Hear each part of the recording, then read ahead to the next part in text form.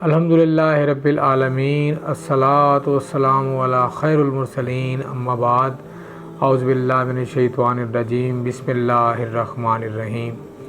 تمام سننے والوں کو اور دیکھنے والوں کو ڈاکٹر اسد منیر اللہ کی حکمت بھری باتوں کے ساتھ قرآن کی سیر میں خوش آمدید کہتا ہے۔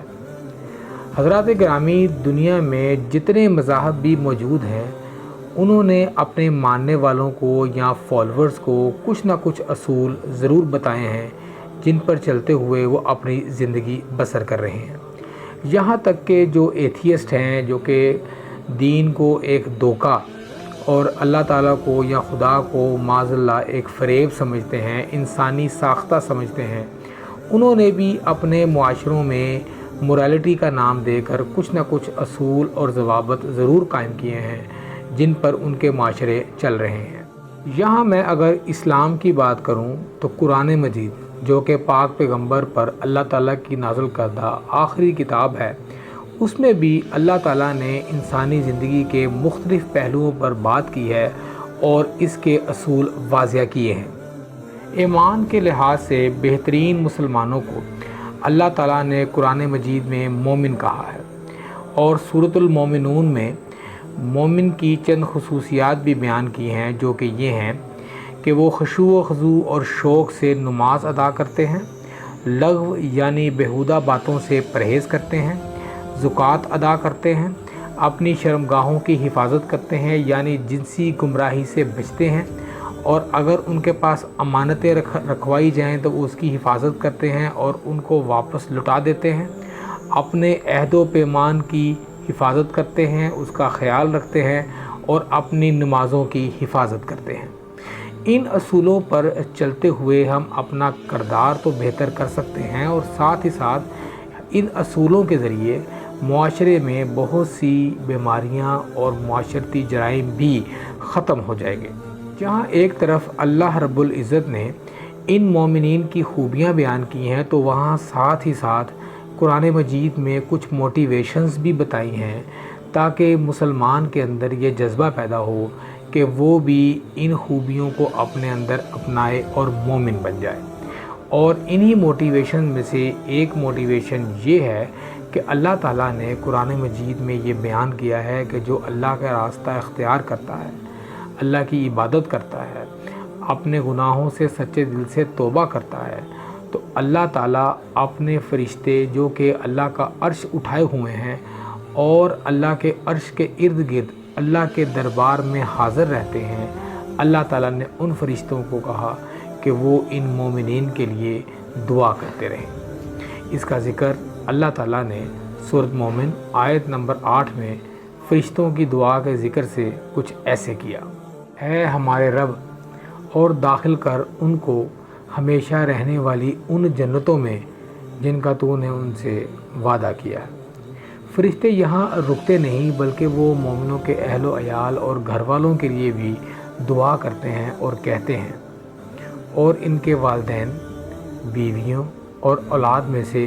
جو صالحہ ہوں ان کو بھی وہاں ان کے ساتھ پہنچا دے، بلا شبہ تو قادر مطلق اور حکیم ہے۔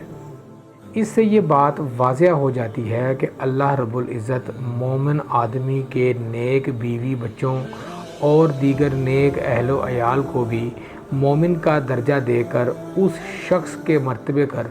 مقام پر پہنچا دے گا جس کو وہ چاہے گا۔